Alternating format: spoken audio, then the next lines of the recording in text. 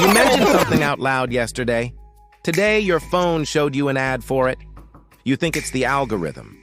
It's not just the algorithm. It's inheritance. J. Edgar Hoover died in 1972. His files didn't. They evolved. The surveillance architecture he built didn't get dismantled. It got upgraded, digitized, and sold to the highest bidder. What used to live in a locked cabinet now lives in a server farm in Virginia, accessible by anyone with the right clearance level and the right contract. I'm going to show you 3 things in this video. First, the exact moment American privacy died, not symbolically, but functionally, with receipts. Second, the 3 files that made sure it would never come back. Third, how that system shows up in the balance sheets of companies like Palantir, Google, and Amazon right now, today, and what that means for anyone holding those stocks. But here's the problem. To understand the power of those files, you first have to understand how Hoover got the information that went inside them. And that story starts with wiretaps, Supreme Court rulings, and a loophole so wide you could drive a surveillance state through it. Before we get there, let me show you why this matters. There was a folder, Official and Confidential Files. Subject, Kennedy, John F. Approximately 1,037 pages. That folder existed. We know because Muckrock obtained the index. The National Archives received the collection. The FBI released portions of it publicly. This isn't conspiracy theory. This is custody chain. The question isn't whether the file existed. The question is what it did, because the file didn't need to be open to work. The file just needed to exist, and Kennedy needed to know Hoover had it. That's the currency we're talking about. Not information. Leverage. The knowledge that someone, somewhere, has a folder with your name on it.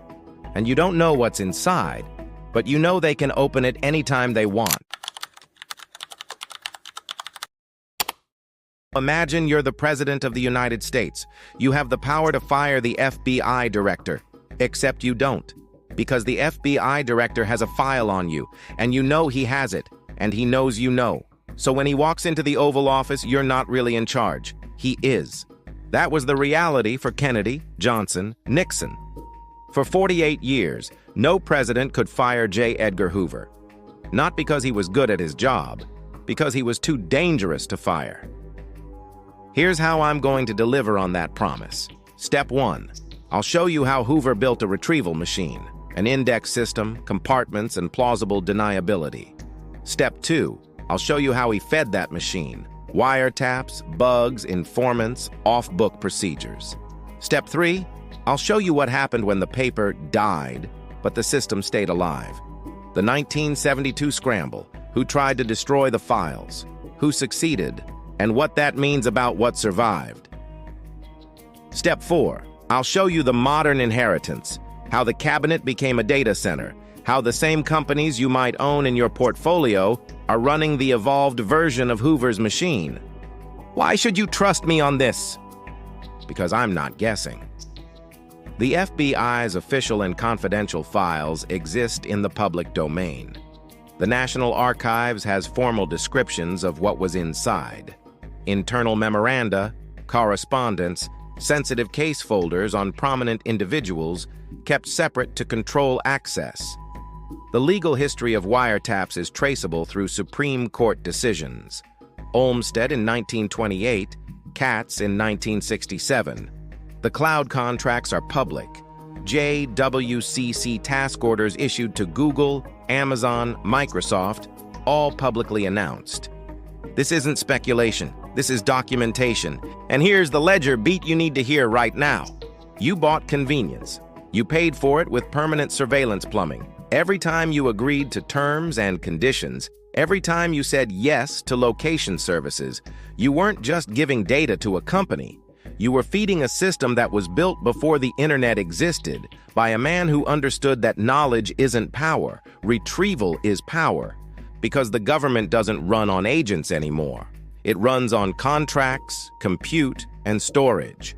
Hoover's cabinet became a data center, and the companies that run those data centers are publicly traded. Let's start with the false belief you need to dismantle right now. You think Hoover died, they cleaned it up, and privacy bounced back. That's not what happened. Hoover's real currency wasn't the files. It was the knowledge that the files existed. He didn't need to destroy anyone publicly. He just needed them to believe he could. Think of Washington like a rigged card table. The dealer doesn't need to show your cards to the other players. He just needs you to know he already looked at them. You fold before the hand is over. You make the deal. You stay quiet. You vote the way he wants. Not because he blackmailed you in some smoky room, because you blackmailed yourself. You did the math. You decided the risk wasn't worth it. That's the operating logic. The files weren't the weapon, the knowledge was the weapon. Now, here's the part people miss. Hoover didn't invent surveillance. He industrialized it. He turned it into a system. And systems don't die when their creator dies. They get inherited. In 1924, Hoover arrives at the Bureau of Investigation, what would later become the FBI. He's 29 years old, a lawyer, a bureaucrat, a filing obsessive. And he does something no one expected. He professionalizes the entire operation. He builds a records division. He creates an identification system. He makes the Bureau into an information-first institution. This is the upgrade that makes everything else possible. Think of it like this. Before Hoover, law enforcement kept files the way you keep receipts. Scattered, inconsistent, hard to find when you need them. Hoover turned it into a database. Not one dossier, but a map to all dossiers. Names, cross-references, triggers, instant retrieval. This is the analog server farm. You don't need to memorize every piece of dirt on every senator. You just need an index that tells you exactly where to look when the moment comes. That's the core mechanic. That's what made Hoover untouchable. Here's a modern analogy. Think about Google. Google doesn't store every web page in the world. It stores an index to every web page. When you search, you're not searching the internet. You're searching Google's index. The index is what makes the information retrievable. Without the index, the information is useless. Hoover built Google in 1924, analog Google, physical Google, but the logic was identical. But here's the obstacle. You can't build power files without a collection method. You can't threaten a president with leverage if you don't have a way to gather material that's politically explosive yet plausibly deniable. So the question becomes, how did Hoover collect information that no one was supposed to collect? The answer is wiretaps. And to understand the Kennedy file, you first need to understand how wiretaps went from scandal to standard operating procedure. This is the educational unlock. This is the key. Olmstead versus United States. Roy Olmstead is a bootlegger in Seattle. The feds tap his phone lines. No warrant, no court order, they just tap the lines. Olmstead gets caught, goes to trial. His lawyers argue the wiretap was an illegal search under the Fourth Amendment. The case goes to the Supreme Court. The court rules 5-4 in favor of the government. The reasoning? Wiretaps are legal as long as there's no physical trespass. If the FBI listens to your phone call without breaking into your house, it's not a search under the Fourth Amendment. This is the crack in the foundation. This is the loophole. Justice Brandeis writes a dissent. He sees exactly where this is going. He calls it dirty business. He says the government is teaching people that the ends justify the means. He was right, but he lost. Now think about what this means in practice. The Fourth Amendment says the government can't search you without a warrant, but the Supreme Court just said wiretaps aren't searches. So the government can listen to your phone calls, record your conversations, build a file on everything you say, and it's all legal. No warrant needed. That's the crack, that's the opening. That's the door Hoover walked through, but it gets worse. Fast forward to World War II. December 7th, 1941. Pearl Harbor. Franklin Roosevelt issues a wiretapping directive. He says the Bureau can tap phones for national security purposes, sabotage, espionage, threats to the war effort. The logic is, we're in an emergency. Normal rules don't apply. Fair enough. It's a war. There's a real threat. Except the emergency never ends. The directive stays in place after the war. The national security justification becomes reusable. What was temporary becomes permanent. What was exceptional becomes routine. Hoover uses this. He taps everyone. Suspected communists, civil rights leaders, politicians, journalists. He doesn't need a warrant because the wiretap directive gives him latitude. He doesn't need to prove a crime because he's operating under national security cover. And the beauty of it, the elegant, brutal efficiency, is that no one even knows they're being surveilled until it's too late. Think of it like this. You're playing poker. You think everyone has the same information, but one player can see everyone's cards. You don't know it. You're playing honestly. You're trying to read tells, calculate odds, make smart bets, and you're losing. Every hand. You're losing to someone who already knows what you're holding. That's the advantage Hoover had. Not just the data, the invisibility of the collection. Martin Luther King Jr. is in a hotel room. He thinks he's having a private conversation. He's not. There's a bug in the room. The FBI is recording everything. They'll use those recordings to try to blackmail him. They'll send him an anonymous letter suggesting he should kill himself. This isn't conspiracy theory. This is documented. The Church Committee investigated it in the 1970s. Now, here's what most people don't understand about this system. It's not just about catching criminals. It's about control. It's about creating a database of leverage points, because once you have recordings of someone's private conversations, you don't need to prosecute them. You just need them to know you have the recordings. That's more powerful than prosecution. Prosecution is public. It's messy. There's a trial. It might not work. But private leverage is clean. It's quiet. It's certain. You sit someone down. You play them 30 seconds of audio. You don't say anything. You just let them hear their own voice saying something they thought was private. And then you ask them, very politely, if they'd like to reconsider their position. They reconsider. Every time. This is the intake mechanism. This is how Hoover fed the machine. Wiretaps gave him access. The index gave him retrieval. And the compartments, which we're about to talk about, gave him control. 3 pieces: intake, storage, access control. It's the same architecture as a modern database. Hoover just built it with paper and wire instead of servers and fiber optic cables. Hoover didn't just collect information, he compartmentalized it. He created a separate filing system called official and confidential. These files were kept outside the normal bureau channels. They weren't subject to routine access. They weren't logged in the standard index. They were controlled personally by Hoover and a small number of trusted aides. The National Archives describes these files as internal memoranda on sensitive matters involving prominent individuals.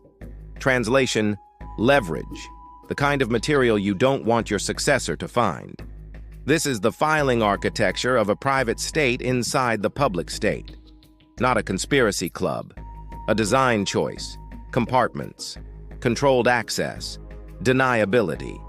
Because if someone asks, "Do you have a file on Senator X?" you can say, "Not in the general files, no." And you're technically telling the truth. The file exists. It's just somewhere else. Somewhere only you can reach. Think of it like having 2 email accounts. One is your work email. Everything in there is subject to records requests, audits, oversight. The other is your personal email.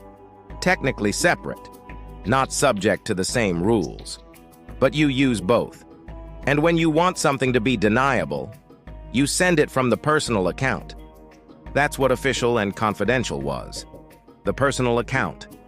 The off-books filing system. And here's why it mattered. Compartmentalization doesn't just protect the information. It protects the power derived from the information. Because if only you know what's in the compartment, only you can use it. Your subordinates can't access it without you. Your successors can't find it without the index. Your oversight committees can't request it because they don't know it exists. You've created a monopoly on leverage. Now let me show you what this system actually did when it was operating at full power. Hoover sent technical summaries to the White House, surveillance output packaged as intelligence briefings. The president gets a memo. The memo says, Here's what we picked up on wire intercepts this week. The president doesn't ask how it was obtained. The president acts on it. This is how surveillance becomes governance. You stop seeing it as an intrusion. You start seeing it as intelligence. And once you rely on it, you can't turn it off. Because if you turn it off, you're flying blind. This is the trap. This is the dependency loop. Once your government builds its decision-making process on top of surveillance outputs, you can't dismantle the surveillance without dismantling the decision-making. The system becomes load-bearing. It becomes foundational. So here's what we have. Intake, wiretaps, bugs, informants. Legal because of Olmstead and the wartime directive. Storage, the index system plus the official and confidential compartment. Retrieval plus deniability. Distribution, technical summaries to the White House. Surveillance output becomes decision fuel. 3 interlocking pieces. Each one amplifies the other. And once all 3 are in place, the system runs itself. But before I show you the Kennedy file, you need to understand one more thing. You need to understand the leverage principle. You don't need to destroy someone publicly to control them privately. In fact, public destruction is wasteful. It burns the asset. You can only use it once. Private leverage is reusable. You sit down with a senator. You mention casually that you've been reviewing some files. You don't say what's in them. You don't make a threat. You just let them know you've been reviewing some files. And the senator does the math. You didn't blackmail them. They blackmailed themselves. Here's the economic principle. You saved political capital today, but you paid interest in obedience tomorrow. Every time you made that trade, you dug the hole a little deeper. Because the moment you try to fire the director, he opens the file. And now it's not leverage anymore. It's mutually assured destruction. That's the trap. And it worked for 48 years.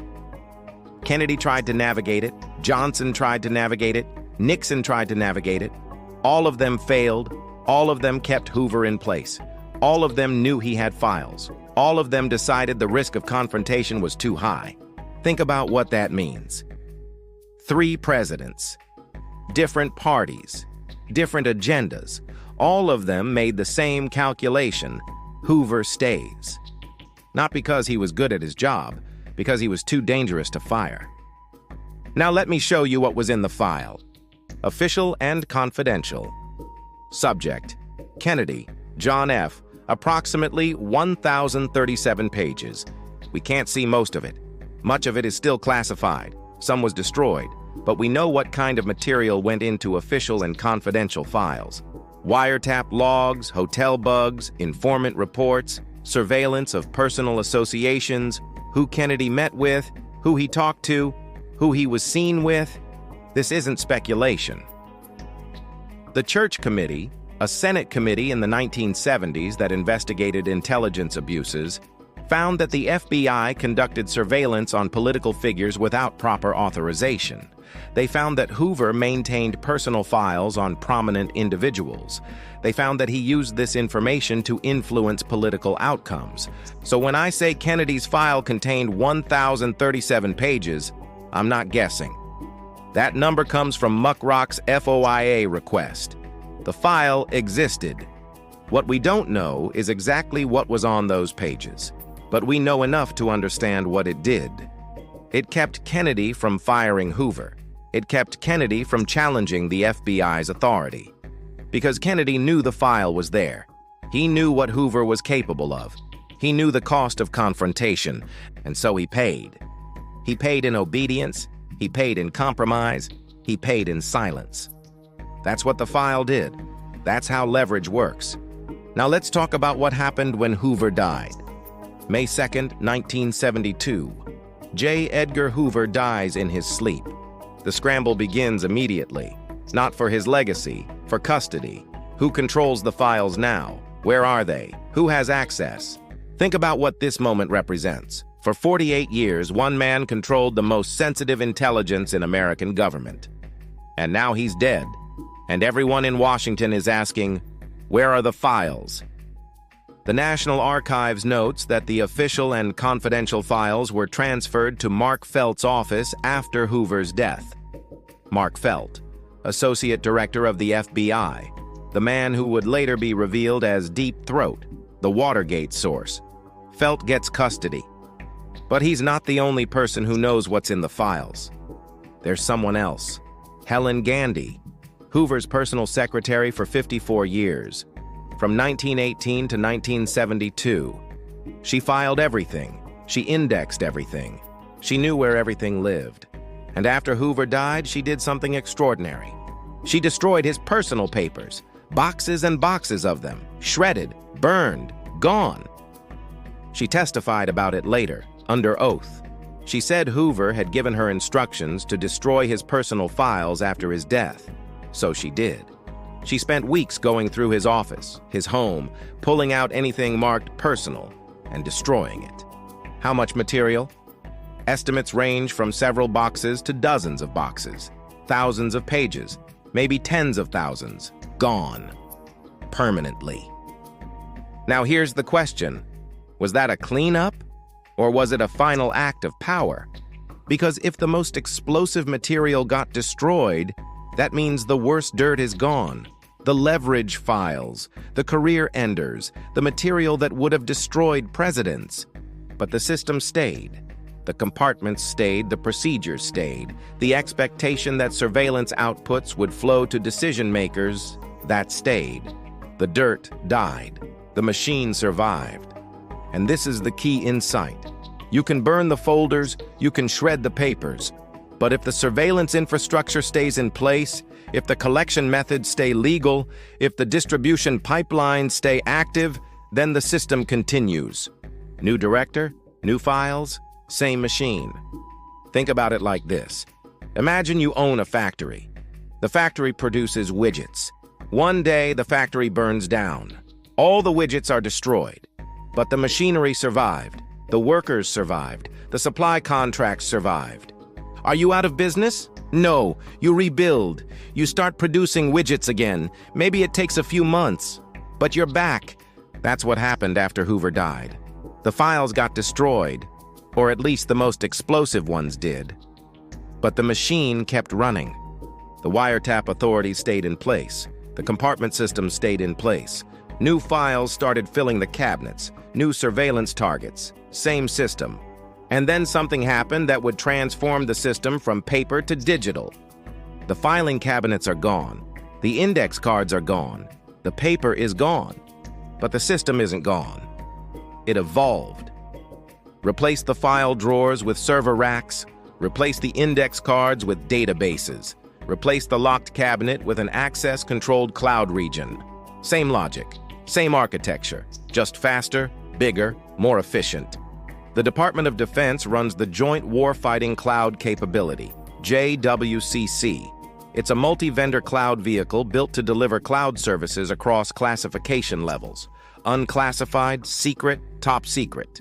The idea is that military and intelligence agencies can access compute and storage on demand from vendors who have the security clearances and infrastructure to handle sensitive data. The Navy issued task orders. Google got one, Amazon got one, Microsoft got one, Oracle got one. These aren't small contracts. Google's contract, $106 million. These are foundational infrastructure plays.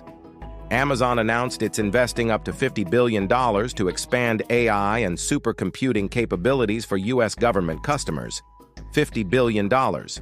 That's not a pilot program. That's a long-term commitment to being the infrastructure provider for classified government workloads. Google got authorized for secret-level cloud work in 2025. That means they passed the security audits. They got the clearances. They can now compete for contracts that used to be locked up by Amazon and Microsoft. AWS, Amazon Web Services, has government-specific cloud regions that don't even appear on the public cloud map. GovCloud, secret region, top secret region, physically isolated, access-controlled, cleared personnel only. This is the modern version of the official and confidential cabinet. It's not a locked drawer. It's a locked region in a data center in Virginia. You don't break into it with a crowbar. You break into it with credentials, with encryption keys, with authorization tokens. And just like Hoover's system, It's not about one person. It's about contracts, architecture, and political dependency. Once you build your intelligence infrastructure on cloud services, you can't easily move it. The switching costs are massive. The vendor lock-in is real. Here's the analogy. Think about your email.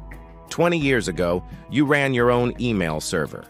If you wanted to switch providers, you just moved the files. Now, you use Gmail or Outlook, and if you wanted to switch, you'd have to migrate years of emails, contacts, calendar events. It's possible. But it's a nightmare. So you don't switch. You stay. That's vendor lock-in. And it works the same way for governments. Once the NSA builds its data pipelines on AWS, once the Navy builds its logistics systems on Google Cloud, they're locked in. Not forever, but for years. Because switching means rebuilding. Switching means retraining personnel. Switching means recertifying systems. Switching means risking operational continuity. So they don't switch. They stay. They renew the contracts. They expand the contracts. And the vendors get bigger, more entrenched, more essential. This is Hoover's legacy, not the files. The dependency. The fact that government operations became dependent on a surveillance infrastructure controlled by someone else. Back then, it was Hoover. Now it's Amazon, Google, Microsoft. Different names, same structure. Now let's talk about what this means for the market. Palantir, ticker PLTR. Revenue heavily tied to government demand signals. When defense and intelligence spending on analytics goes up, Palantir tends to benefit. They're built for classified workflows. They do data integration, surveillance analytics, pattern recognition. Their business model is simple. Governments collect massive amounts of data. They don't know what to do with it. Palantir sells software that makes the data usable, searchable, analyzable. It's the modern version of Hoover's index system. Except instead of index cards, it's graph databases.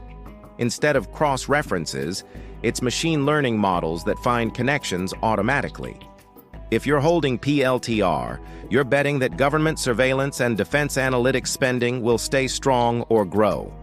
That's not a moral judgment. That's a market position. The bet makes sense. Defense spending is increasing. Intelligence budgets are increasing. The geopolitical situation creates demand for better intelligence tools. But here's the risk. Palantir is heavily dependent on government contracts.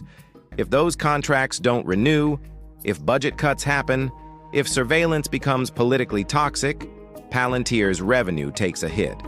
So if you're holding PLTR, watch defense budget authorizations, watch intelligence spending, watch the political climate around surveillance. Amazon. Ticker AMZN. AWS runs government-specific cloud regions. When federal agencies expand their cloud footprint, AWS is often the default choice because they got there first. Amazon isn't primarily a government contractor, but the government business is significant, and it's growing. That $50 billion investment, that's Amazon signaling they're doubling down. Why?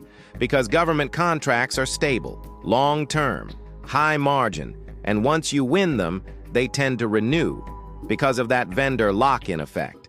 If you're holding AMZN, the government cloud business is a tailwind, not the primary driver, that's still retail and commercial cloud, but a meaningful contributor. Alphabet, ticker GOOGL. Google Cloud is the latecomer. They're behind Amazon and Microsoft, but they're catching up.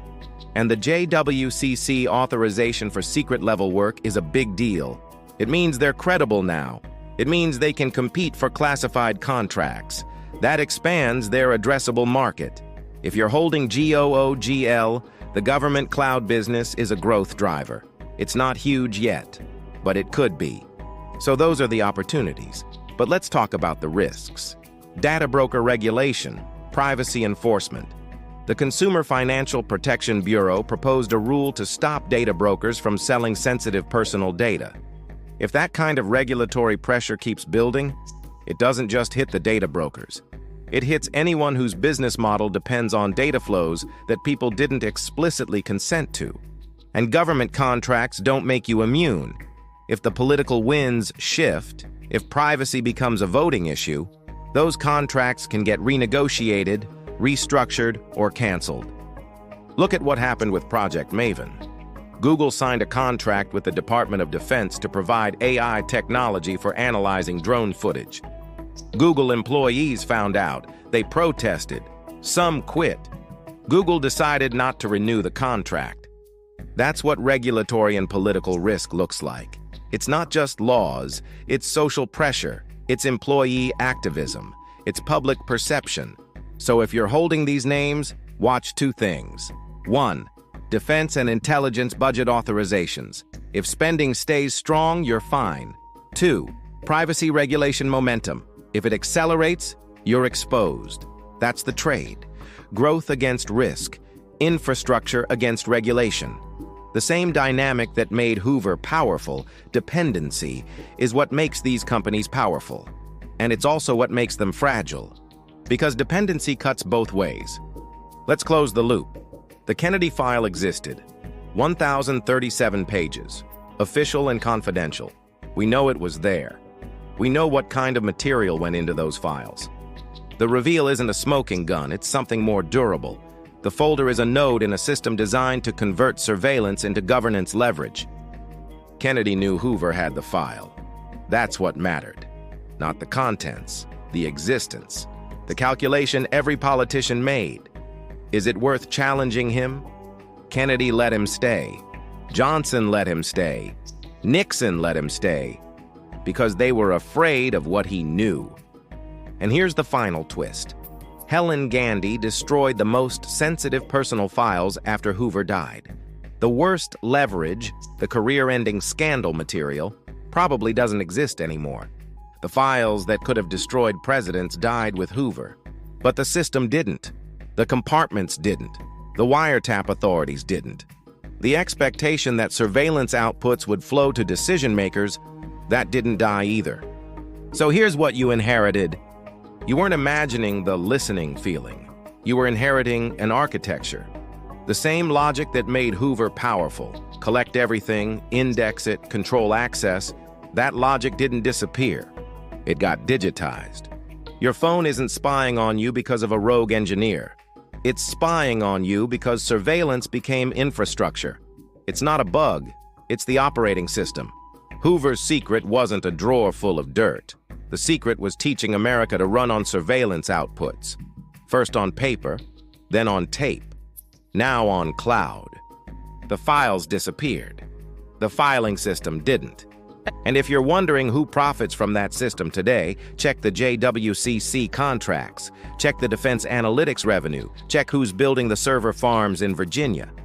It's not a conspiracy, it's a contract. It's not the deep state, it's a data center. And the leverage isn't in a folder anymore. It's in a database, with your name on it. And every time you click, I agree, you're adding another line to the file.